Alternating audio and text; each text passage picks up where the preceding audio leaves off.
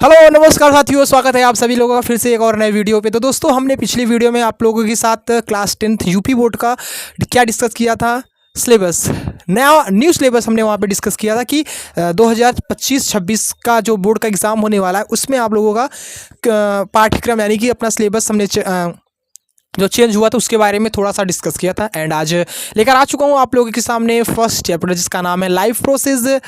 पूरे डिटेल से पढ़ेंगे आज के इस वीडियो में, तो बने रहेगा वीडियो के एंड तक। एंड चलिए शुरू करते हैं आज के इस वीडियो को। तो गाइज, जैसा कि हमने आपको बताया कि पहला चैप्टर अपना क्या है, जैव प्रक्रम, इंग्लिश में हमने उसे बोलते हैं लाइफ प्रोसेस। तो उसके बारे में जानकारी आज हम लोग जानने वाले हैं एंड पूरे डिटेल्स उसको पढ़ेंगे। आज पहला ये चैप्टर का पहला टॉपिक है, या फिर पहला पार्ट इसे बोल सकते हो। ऐसे करके एक पहले चैप्टर का जितना पार्ट्स हो सकेगा मैं उतने पार्ट्स यहाँ पे बनाने की कोशिश करूंगा, तो आप लोग बस वीडियो को कंप्लीट देखिएगा। तो दोस्तों, जैसा कि आपको पता है लाइफ प्रोसेस होता क्या, अगर आपसे क्वेश्चन आता है कि लाइफ प्रोसेस होता क्या है, तो मैं आपको अगर शॉर्ट्स में अगर बताना चाहूँगा तो लाइफ प्रोसेस वह प्रक्रिया होती है जो जिसके द्वारा हम शरीर में हमारे होने वाली सारी प्रक्रियाएं, ऐसे बोल सकते, शरीर में होने वाली सारी प्रक्रियाएं के समूह को क्या बोलते हैं, जैव प्रक्रम बोलते हैं। यानी कि जीवित रहने के लिए जो सारी क्रियाएं हमारे शरीर के अंदर होती है उन सभी को क्या कहते हैं, जैव प्रक्रम के थ्रू आता है। तो जैव प्रक्रम किसके साथ होता है उसको जानेंगे सबसे पहले। जैसा कि पता है आपको, एक होता है सजीव और एक होता है निर्जीव, ठीक है। तो पहले हम देखते हैं सजीव क्या चीज़ें होती हैं। सजीव में ही होती है ये जैव प्रक्रम जो होता है, ये सजीव में ही होता है। तो सबसे पहले जानते हैं कि ये अपना सजीव क्या होता है। सजीव वस्तुएं किसे कहते हैं, तो हम बोल सकते हैं जीवित वस्तुओं को सजीव वस्तुएं कहते हैं। अब यानी कि जीवित का, अब हम कैसे पता चलेगा कि जीवित क्या होता है, तो उसके लिए हम क्या करेंगे, पहले यहाँ पर पढ़ लेते हैं। सजीव वस्तुएं, जीवित वस्तुओं को सजीव वस्तुएं कहते हैं। सभी पौधे, जंतु सजीव वस्तुएं कहलाती हैं। यानी कि जो जंतु होते हैं या फिर मानव होते हैं और पेड़ पौधे, वो सब क्या कहलाते हैं, सजीव वस्तुएं कहलाते हैं। अब सजीव वस्तुएं का अगर लक्षण की बात करें, कैसे पहचानेंगे कि ये सजीव है या फिर निर्जीव है, तो उसके लिए हमने यहाँ पर लक्षण लिख रखा है जिसमें मोशन हो यानी कि गति हो, प्रचलन हो, पोषण हो, वृद्धि हो और श्वसन की क्रिया हो, प्लस उत्सर्जन की क्रियाएं व प्रजनन की क्रियाएं अगर होती हैं वो क्या कहलाती हैं, सजीव वस्तुएं कहलाती हैं। जैसे अगर हमने कहा पेड़ पौधे, तो आप तो कहोगे सब पेड़ पौधे, जैसे कोई पेड़ पौधा आपने देखा होगा, वो पेड़ पौधे क्या होते हैं, सूख जाते हैं। तो अब आप उसे क्या कहेंगे, क्या वो अभी भी सजीव है? नहीं, क्योंकि उसमें क्या श्वसन क्रिया हो रही है, नहीं हो रहा है भाई। तभी तो देखो अपना पेड़ के सारे पत्ते क्या हरे थे बट वो सूख गया है, तो अब वो सजीव नहीं, अब वो निर्जीव हो चुकी है। अब ऐसे भी हम कह सकते हैं कि यहाँ पर लिखा हुआ है प्रचलन, पोषण, वृद्धि। तो अब आपने देखा होगा कि हमने कोई पौधा लगाया उसमें वृद्धि होती है, तो ये सब क्या है, सजीव के कारण है। सजीव वस्तुएं हैं तभी वो क्या होती हैं, वृद्धि होती है। श्वसन, उनमें भी जैसे हम लोग सांस लेते हैं वो लोग भी सांस लेते हैं, लेकिन क्या होता है, हम उनकी दूसरी क्रियाएं होती हैं। हम लोग नाक के थ्रू सांस अंदर लेते हैं, वो लोग किसी और के थ्रू लेते हैं। वो सब डिटेल्स में पढ़ेंगे जब हम ना श्वसन पढ़ने लगेंगे चैप्टर, तो उसमें हम लोग सब पढ़ेंगे। तो उसके बाद आता है उत्सर्जन एंड प्रजनन, यानी कि प्रजनन भी हम लोग पढ़ेंगे आगे। तो ये सारी क्रियाएं अगर जिस भी वस्तुएं में अगर होती हैं वो सब क्या कहलाती हैं, सजीव वस्तुएं कहलाती हैं। उसके बाद आता है निर्जीव। जैसे हमने देखा सजीव, उसी प्रकार से होता है निर्जीव। तो निर्जीव वस्तुएं वो वस्तुएं होती हैं जिनमें ये सारी क्रियाएं नहीं होती, यानी कि जिसमें गति ना हो, प्रचलन ना हो, पोषण ना हो, वृद्धि, श्वसन, उत्सर्जन, प्रजनन, ये सारी क्रियाएं अगर जिन भी वस्तुओं में अगर नहीं हो रही है वो अपना सजीव नहीं होगा, निर्जीव होगा। जैसे हमारे हाथ में एक मार्कर है, तो आप लोग ये बताइए इसमें कभी कोई वृद्धि होगी? नहीं, ये जैसा एज इट इज बनाया गया है वैसे ही रहेगा। क्या इसमें प्रजनन होगा? नहीं, इसको कंपनियों के द्वारा, मजदूरों के द्वारा इसे बनाया जाता है, इसमें कोई प्रजनन नहीं होती। तो ये क्या है, अपना निर्जीव है। ये अपना व्हाइट बोर्ड है, व्हाइट बोर्ड पे आप लोग पढ़ रहे हैं, क्या इसमें किसी प्रकार का उत्सर्जन, श्वसन या फिर वृद्धि कोई आपको देखने को मिलता है? जी नहीं, ये जितना बड़ा हमने इसे बाई किया था वो उतना ही बड़ा है। तो ये सारी चीज़ें क्या है, अपनी निर्जीव वस्तुएं कहलाती हैं। तो चलिए, अब ये हमने देखा सजीव और निर्जीव क्या होती हैं। अब जो हमारा चैप्टर है जैव प्रक्रम, वो हमको सजीव के अंदर पढ़ना है। तो अब आइए देखते हैं कि जैव प्रक्रम देखते हैं कि जैव प्रक्रम क्या होता है। जैव प्रक्रम से पहले हमने सजीव और निर्जीव देख लिया है, तो आइए देखते हैं जैव प्रक्रम होता क्या है आखिरकार। जैव प्रक्रम जीवधारियों। अब जीवधारियों क्या है, जीवधारियों यानी कि जो ऐसे हमने बताया सजीव चीज़ें, ठीक है, जो सजीव है।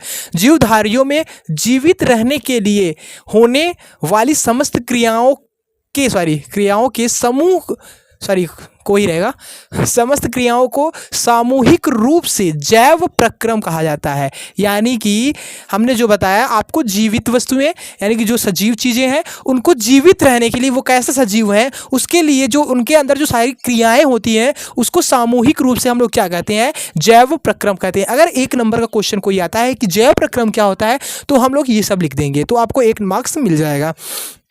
तो जो जैव प्रक्रम होता है वो उसके अंदर हमको 4 टॉपिक्स पढ़ने हैं। क्या? पहला होता है पोषण, श्वसन एंड परिवहन एंड उत्सर्जन। तो आइए जानते हैं पहला अपना पोषण। तो आज हम 2 लोग देखेंगे पोषण क्या होता है, तो पोषण के अंदर क्या क्या क्रियाएं होती है, वो कितने टाइप्स के होते हैं, उन सभी को आज हम लोग बिल्कुल डिटेल्स में बेस पढ़ने वाले। तो चलिए दोस्तों अब देखते हैं पोषण क्या होता है। इसके पहले हम लोगों ने देखा पोषण, श्वसन, उत्सर्जन और वहन। तो उसको एक एक करके हम लोग अभी शॉर्ट्स में डिटेल्स में शॉर्ट्स में अभी हम लोग यहाँ पे डिस्कस कर रहे हैं। इसके बाद एक एक करके हम लोग उसको डिटेल्स में डिस्कस करेंगे। पहले आइए हम लोग इसका स्ट्रक्चर देखते हैं कि पोषण क्या है एंड उसके टाइप्स क्या होते हैं, उसके अंदर हमको क्या क्या पढ़ना है। ठीक है, तो सबसे पहले जैसे कि हमने बताया पोषण वो क्रिया है जिसके द्वारा जैसे सजीव चीज़ें हैं जो हम कुछ ग्रहण करते हैं तो वो कैसे हमारे शरीर में जाता है एंड उसके अंदर क्या क्या क्रियाएं होती है, वो सारी क्रियाएं हम लोग को पोषण के अंदर करना है। यानी कि वो कैसे हमारे शरीर में पचता है, वो सब चीज़ हम पोषण के अंदर पढ़ने वाले हैं। तो पहला अगर पोषण की बात करें तो एक होता है पोषण के अंदर स्वपोषी। क्या होता है? स्वपोषी। एक होता है स्वपोषी एंड इसमें दूसरा होता है अपना परपोषी। इसे हम लोग कभी कभी विषमपोषी भी बोल देते हैं। ठीक है, कई लोग इसे विषमपोषी भी बोलते हैं, तो हम यहाँ पे दोनों नाम लिख देता हूँ, परपोषी व विषमपोषी। इसका ये दोनों नाम है। ठीक है, तो पोषण कितने होते हैं? स्वपोषी व परपोषी या फिर विषमपोषी। तो आइए अब देखते हैं कि ये जो स्वपोषी है आखिर से ये है क्या। तो अभी हम लोग थोड़ा सा शॉर्ट्स में डिस्कस करने हैं, फिर हम लोग इसको लिख कर यहाँ पर आपको बिल्कुल डिटेल्स में हम लोग यहाँ पर जानने वाले हैं। ओके, तो आइए देखते हैं कि स्वपोषी आखिरकार में होता क्या है। स्वपोषी के अंदर वो सारी जीवित वस्तुएं आती है जो कि स्वयं की सहायता से अपना भोजन प्राप्त कर लेती हैं। यानी कि हमको किसी और के ऊपर डिपेंड नहीं रहना होता है। वो सारी चीज़ें किस में आती हैं? स्वपोषी के अंदर आती हैं। एंड उसी में अगर दूसरा पोषण की बात करें तो परपोषी या फिर विषमपोषी वो सारी वस्तुएं जो कि दूसरे के ऊपर निर्भर रहती है अपना भोजन बनाने के लिए, वो सब चीज़ें कहाँ आती हैं? विषमपोषी के अंदर आती हैं। तो आइए डिस्कस करते हैं कि स्वपोषी आखिरकार में ये इसके अंदर कौन कौन सी चीजें आती हैं। जैसे कि अपना हरा पेड़ पौधा, हमारे जो हमने अपने प्राकृतिक दृश्यों में देखा होगा कि एक हरा पेड़ पौधा होता है, उसको हम लोग कभी कोई भोजन नहीं देते हैं बट वो फिर भी वो जीवित रहता है। वो कैसे जीवित रहता है? स्वपोषी के थ्रू। यानी कि वो किसी और के ऊपर डिपेंड नहीं रहता, वो अपने से ही अपना भोजन वो बना लेता है। ठीक है, और इसमें क्या है, हम लोग मानव आते हैं, हम लोग क्या दूसरे के ऊपर डिपेंड रहते हैं कि हमको भोजन कहाँ से मिलेगा और कैसे हम लोग अपना भोजन ग्रहण करेंगे। तो आइए देखते हैं कि स्वपोषी जो होता है इसके क्या क्या टाइप्स होते हैं। एक होता है अपना प्रकाश संश्लेषण। आप लोगों ने सुना होगा प्रकाश संश्लेषण, ठीक है, संश्लेषण। और दूसरा होता है रासायनिक संश्लेषण।